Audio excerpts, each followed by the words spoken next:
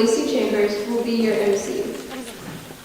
Ladies and gentlemen, at this time, we ask that you all rise and direct your attention to the flag as the Campbell Timberman Post 115 presents our nation's colors.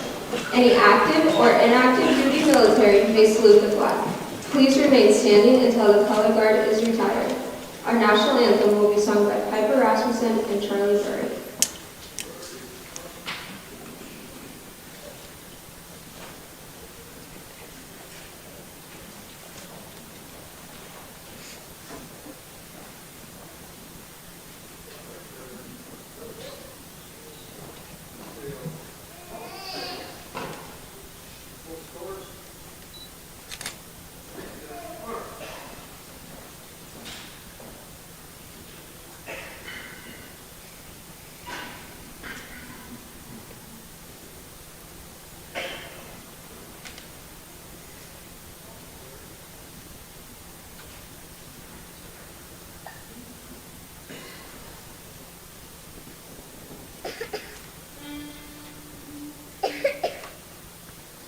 Oh, say, can you see by the dawn's early light what so proudly we hailed at the twilight's last gleaming, whose broad stripes and bright stars through the perilous fight o'er the ramparts we watched were so gallantly streaming, and the rocket's bright glare, the Lord's mercy in air, gave proof through the night that our flag was still there. Oh, say, does that star-spangled banner yet wave o'er the land of the free and the home of the brave?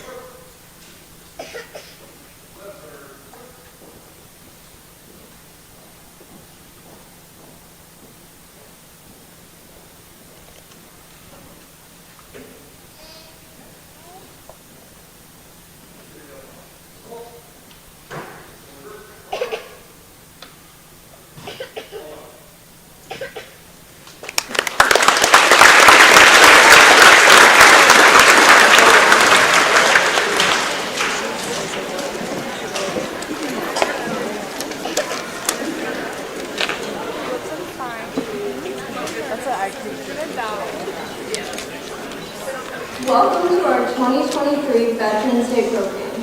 We gather here today to honor and remember the brave men and women who have served our nation with unwavering amounts of courage and dedication.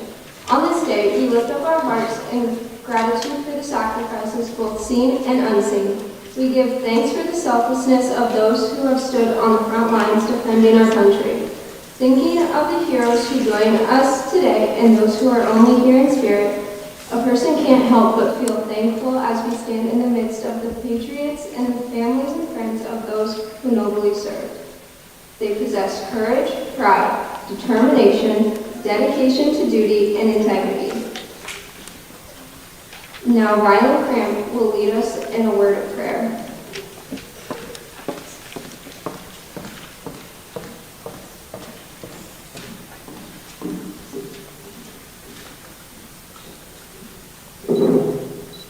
Please fold your hands and bow your heads to join me in prayer.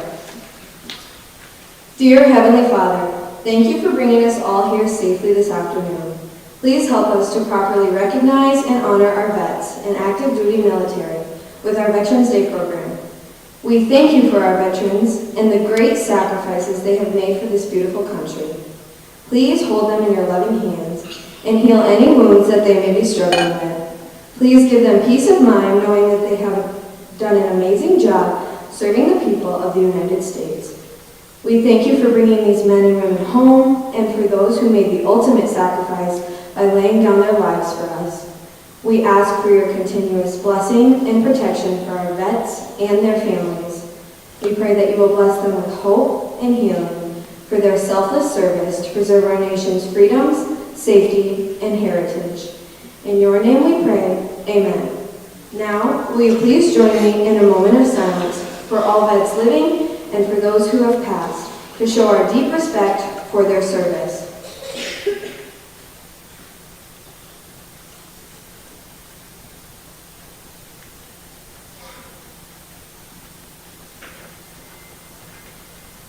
Thank you. Here is Emmy Heisinger on the history of Veterans Day.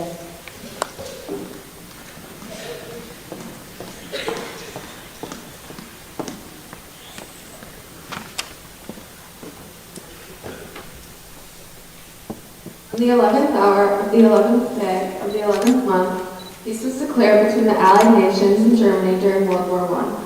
November 11th then became known as Armistice Day and was celebrated around the world to honor those who fought in the Great War. 1 year later, in 1919, President Woodrow Wilson proclaimed this day the first commemoration of Armistice Day. On June 4, 1926, Congress passed a resolution that the President should issue an annual proclamation calling for the observance of Armistice Day. An act approved on May 13, 1938, made November 11 a legal federal holiday. American effort shown in World War II and the Korean War proved that the veterans should be recognized within themselves. In 1954, the U.S. Congress amended the act that made Armistice Day a holiday, replacing the word armistice with veterans. Dwight D. Eisenhower signed the legislation, which from then on made November 11 a day to honor American veterans of all wars. Veterans Day was then moved to being on the fourth Monday of October, but after some thought, it became evident that the actual date of the 11th held great significance, which is why it is on the 11th of November every year. Veterans Day is an opportunity to publicly commemorate the contributions of living veterans to show appreciation toward them. There are several ways to honor veterans, like giving cards, baked goods, having parades. But behind all the tributes, programs, breakfasts, and thank you cards, this day is an opportunity for you to show a veteran how truly thankful you are for what they did. You are given a chance to ask a veteran about their story, and then you'll truly know what you are thanking them for. It will make all the difference to them and might give you a greater appreciation for our veterans and the freedoms they ensured that we can all enjoy. Remember today to thank a veteran.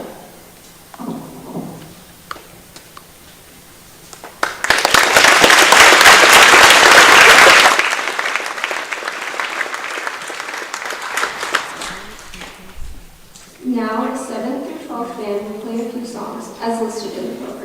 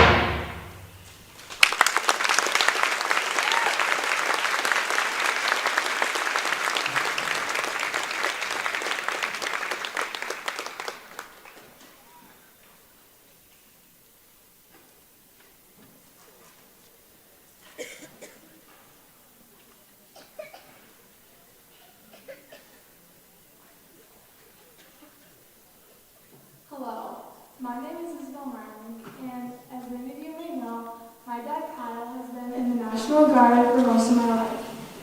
Although how this has affected me is a small sacrifice compared to what many of you have given, being a military kid will be a part of my life forever.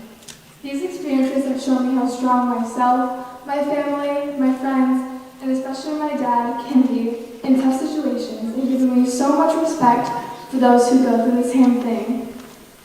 Knowing how hard being a part of the military or military family is has given me an appreciation for this holiday that is so important and deserved. I am so proud to be able to talk about my dad and his bravery, but I think that he can talk about it better than I ever could. So I'll let you take over from here, but introducing our main speaker, Kyle Meyer.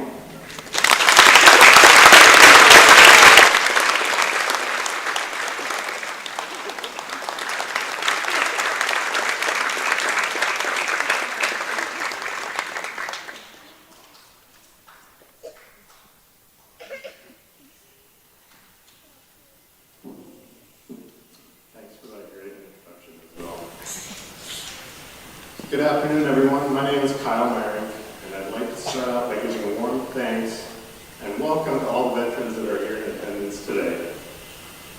It's an honor and a privilege to be able to be in front of you on this Veterans Day, and I'd like to thank you for all being here. Thanks to all the family members, the loved ones and friends that are here honoring these veterans.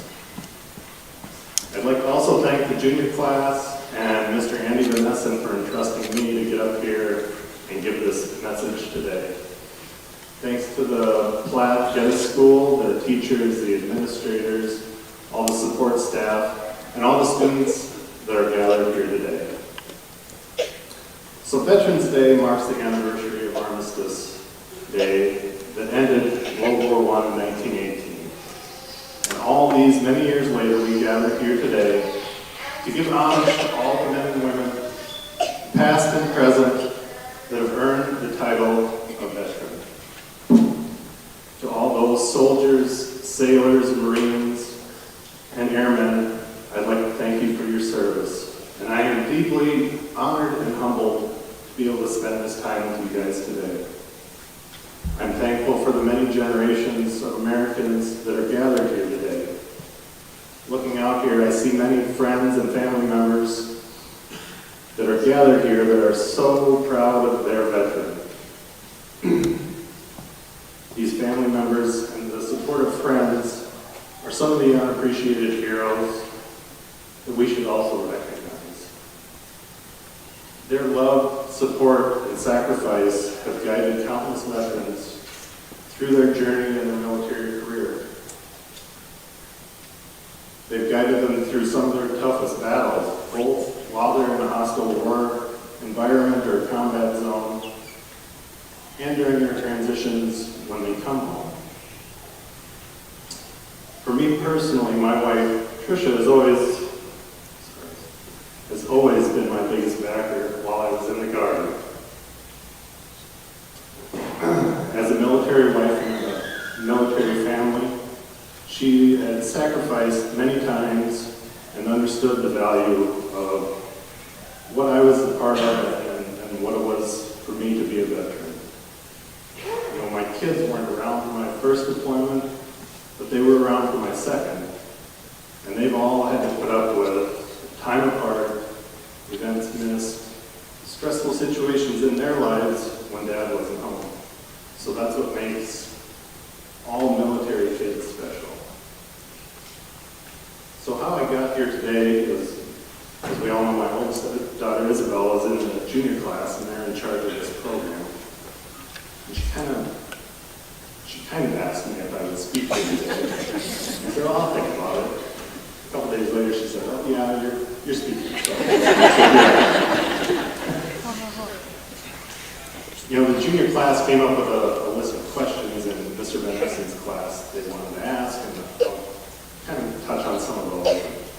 It seems like this class has done this before, back when they were in elementary school, so a lot of these questions are kind of the same ones they had back then.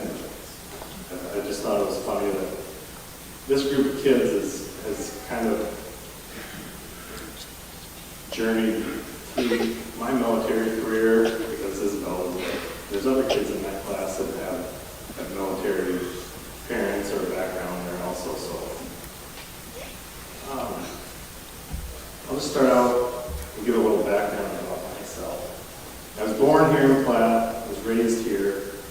I attended Platte Elementary and High School and graduated here in 1997. During those high school years, I met a girl from Kimball, and we eventually got married. We moved back to Platte in 2005, shortly after my first deployment to Iraq, and started a family. I spent 22 years in the South Dakota Army National Guard and retired in 2018 as a Sergeant First Class. I currently still live in Platte and farm and keep cattle and family operation between Platte-Geddes. So one of the first questions they asked was, why did you join the military? So I'll rewind back to my high school years. So it would have been 1996, I was a junior. And I guess looking back, there's a few reasons why I initially joined.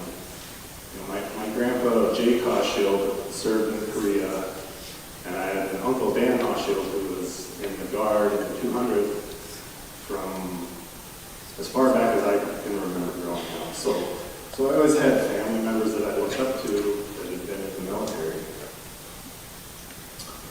And also, while I was in high school, I had a couple older friends that had joined the Guard unit here in Platte, and I thought, well, if those two guys can make it through basic training, there's no reason I couldn't. At the time, the college benefits for joining the Guard were really good.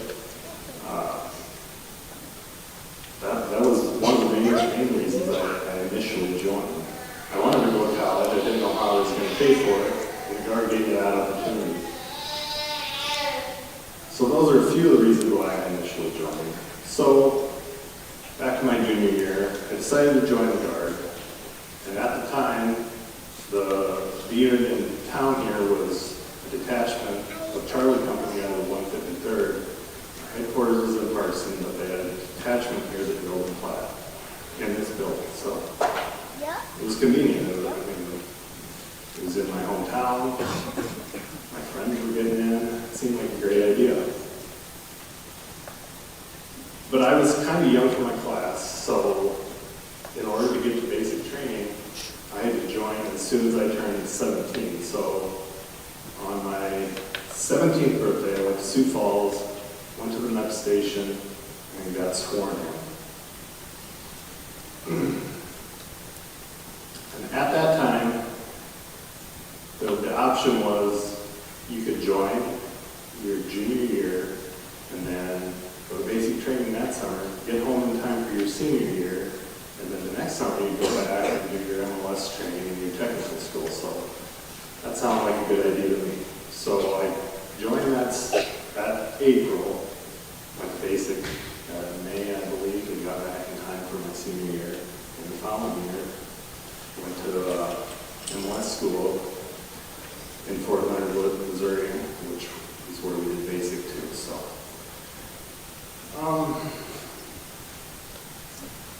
one of my motivations for wanting to be part of this unit and part of the military was, I had classmates and friends that were joining at the same time.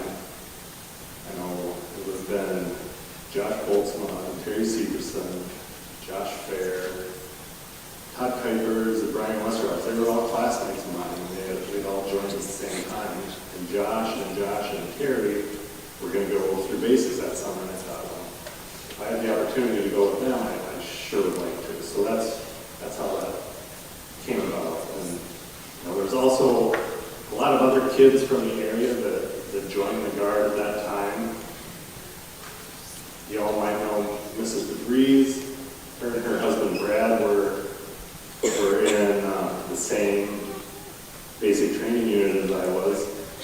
So we were all together there at the same time. It was pretty special because there was this large group of South Dakota kids that were all the same age, going through basic at the same time. You know, there was kids from Kimball, there was Kinechnes, Chamberlain, there's Pier kids that were there, and lots of other small towns across the state. They were sending their young men and women to serve in the military. So in my mind, we were a pretty good group, and we represented South Dakota pretty well.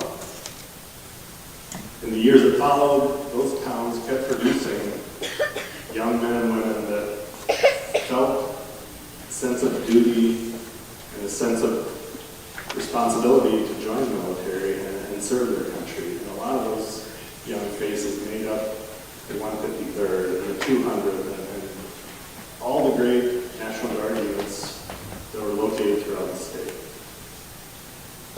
So that kind of summarizes why I initially joined, but I kind of wanted to go a little deeper into the question of why I joined and why I decided to stay in the military. So I ended up, I put in 22 years. And if you would have asked me those first few years if I was going to stay in for 20 years, I would have thought, you're crazy, it's just not going to happen. And that decision to continue with your military service is pretty personal for each service member and each veteran. Some people decide, I did my service, I'm proud of what I did, but it's time for me to move on. Some people, like myself, thought, you know, there's more to do, or there's more that I can get out of this. So that's kind of why I decided I was going to, stick it out. You know, a major part of that decision to continue military service after that first enlistment was up had to do with the types of men and women that are all gathered here today, the veterans. You know, there's an indescribable bond that is formed between veterans and even veterans from different generations that were involved in different conflicts. You know, that bond that's formed during some pretty adverse times is one of the reasons that kept pulling me back to wanting to be part of that organization. It wasn't the weekend drills or the 2-week annual trainings, or the missed birthdays or the weddings or the funerals or the family gatherings that you weren't able to be a part of. It was the veterans that I had served with. In my experience, veterans that have served together in a combat environment or in a deployment overseas, they have kind of a strange, to a normal person, it would be a strange relationship, you know. We call each other weird nicknames. We pick on each other. We tell the same stories every time we get together. We laugh with each other. We laugh at each other. We yell at each other. But in the end, we look out for one another and protect each other pretty fiercely. And Tricia and my daughters can vouch for these behaviors. They've seen how us veterans get when we get together. And it might just seem a little odd, but that's just how we are.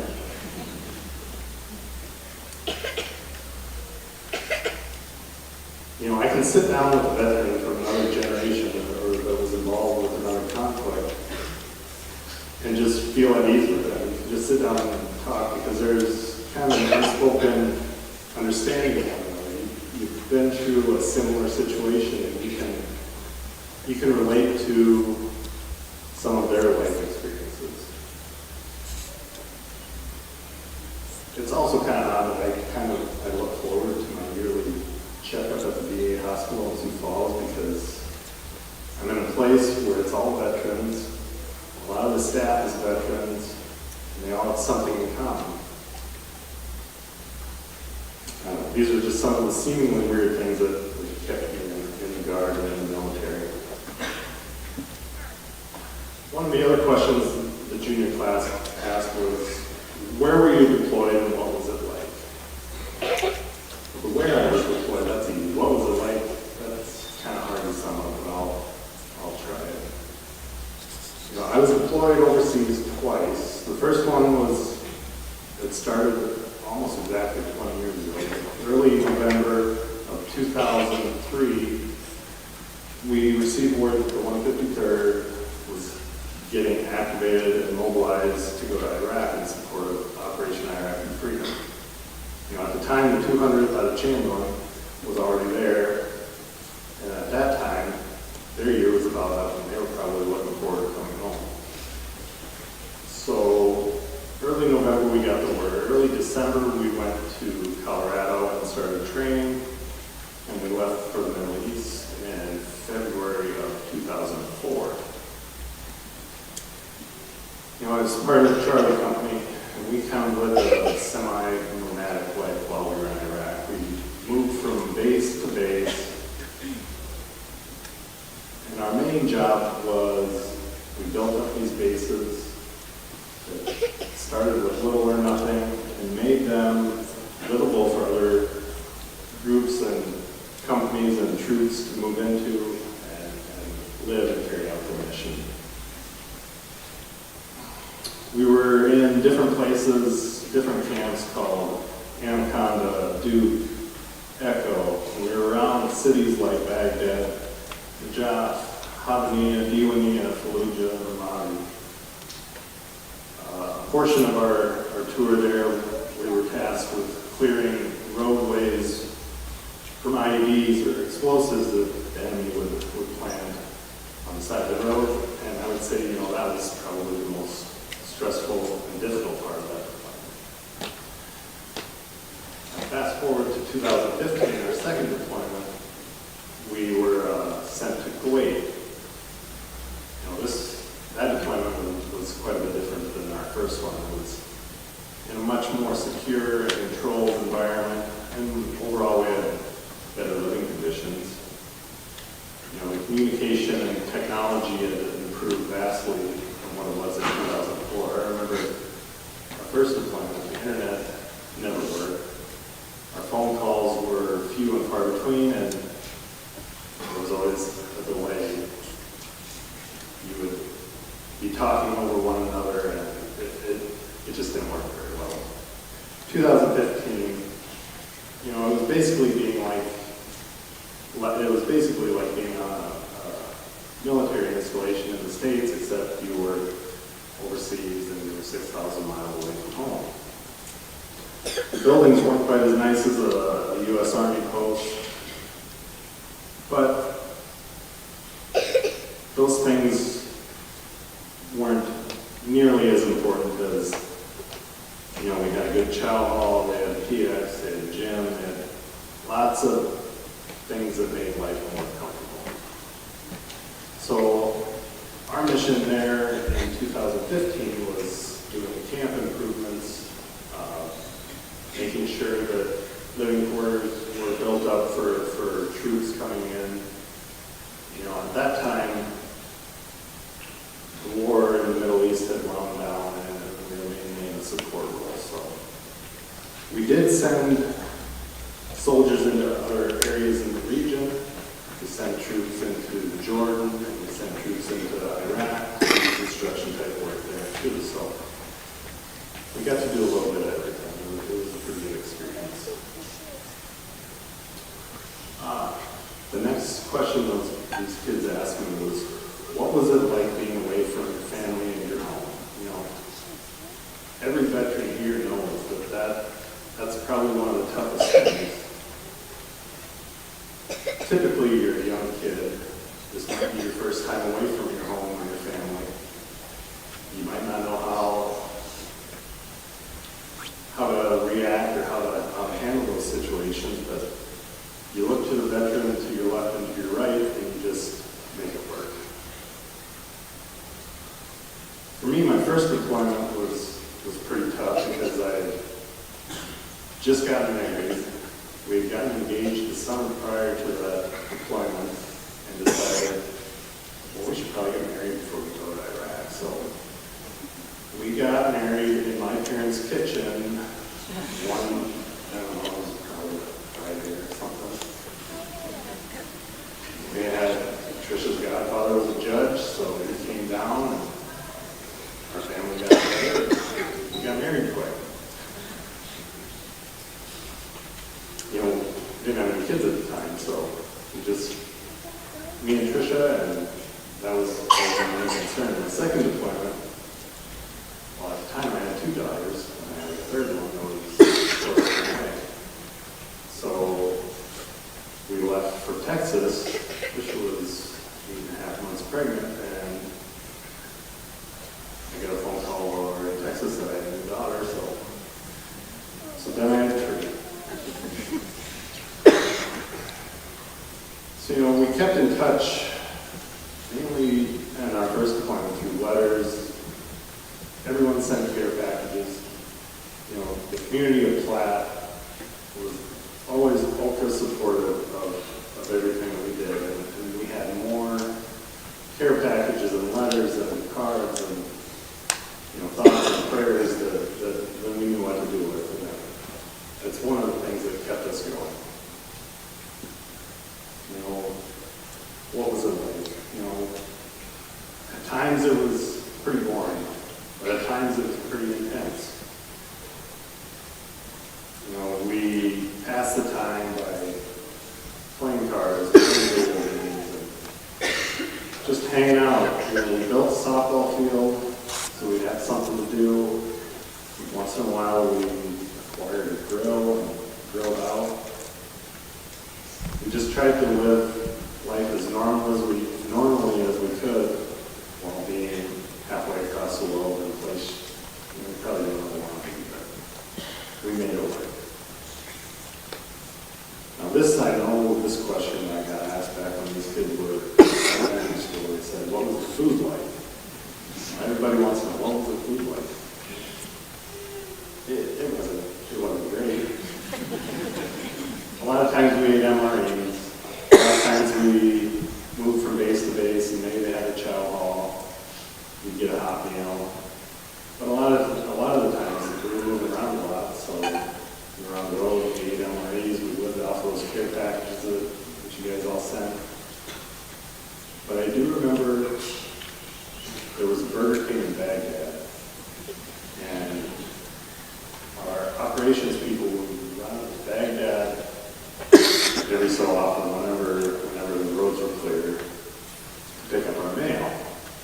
So everyone would pool a bunch of money together, give it to these guys, and they'd go to Burger King, and come back 2 or 3 days later with these stale nasty burgers. And we thought it was great.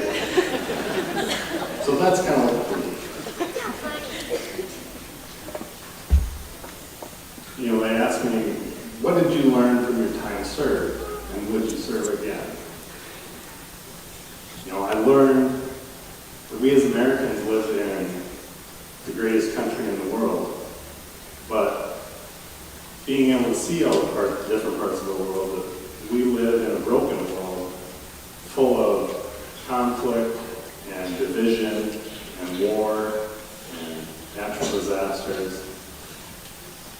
But seeing all that, you know, you see people from different cultures, different religions, people that have a different viewpoint on life and on the world. But you also see that they have quite a bit in common.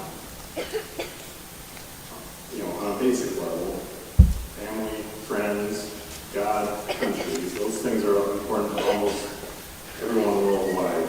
And I think a lot of the veterans here today have seen those things and can attest to that fact. You know, people are capable of doing terrible things to one another and doing evil acts, but they're also capable of measurable acts of kindness and humanity toward each other. The second part of that question they asked, would you serve again? I'd say, yeah, most definitely.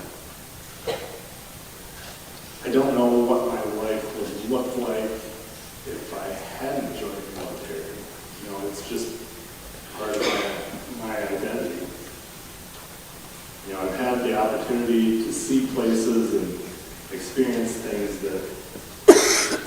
kid from rural South Dakota probably wouldn't be able to see or experience in any other way. We traveled to different places. I've been to Iraq, I've been to Kuwait. We went up to Jordan, we got to swim in the Dead Sea. Been to Germany. We went to Haiti after the earthquake and saw total and utter destruction and total poverty and corruption. I spent time in South America in Suriname. We got to fish for piranha, hang out with local people that live a totally different way of life than we do. It just makes you appreciate what this country has and can do for you. I spent time in Scotland, spent time all over the United States in different training sites and different schools. And throughout all those travels, I've been able to forge these different relationships that are hard to describe, but they're invaluable. Some of these people I can think of that I'm still in contact with. You just meet them for a short period of time, but they stick in your mind and they hold a special place in your heart. And I think a lot of the veterans here today can attest to that. What does it mean to be a veteran? Like I said, it's just part of who I am.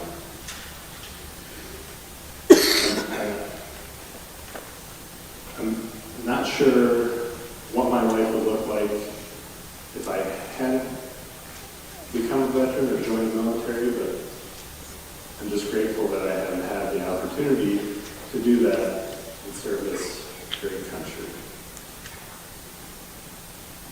Wrapping up, I just want to say that war and combat and deployments are trying experiences, both physically and emotionally, psychologically and spiritually. They can exact a heavy toll on a person. And to all the veterans that have paid that toll, I want to say once again, just thank you. You've all done your part and made this world, this broken world, a better place through your courage, your sacrifice, and your dedication to our great country. None of the words that I could say could ever express how much that means to me, and I pray that those gathered here today can feel that same sense of pride and thankfulness. I thank God for my time in the military and for guiding me through some of the best and worst moments of my life. I'd like to thank you all for being here. Appreciate you, veterans, and I thank you for allowing me to speak to you today. Thank you.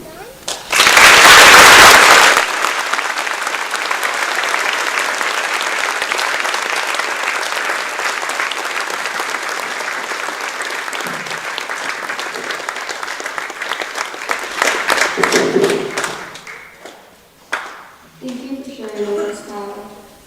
The high school choir will now perform a tribute to the armed forces. When your branch is called, if able, please stand. If unable, please raise your hand to be recognized.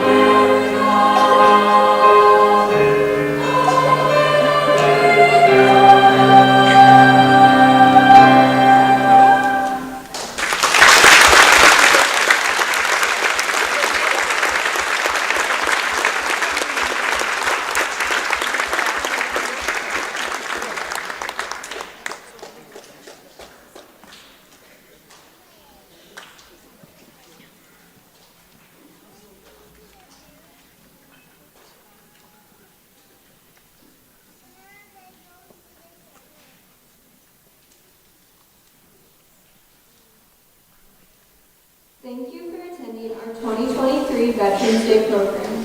Your hard work and dedication never goes unrecognized. We will forever be thankful for all the veterans who have served our country. As you continue with your day, never forget those who fought for our freedom. Thank you again for coming. Please rise and stand at attention as the colors are retired.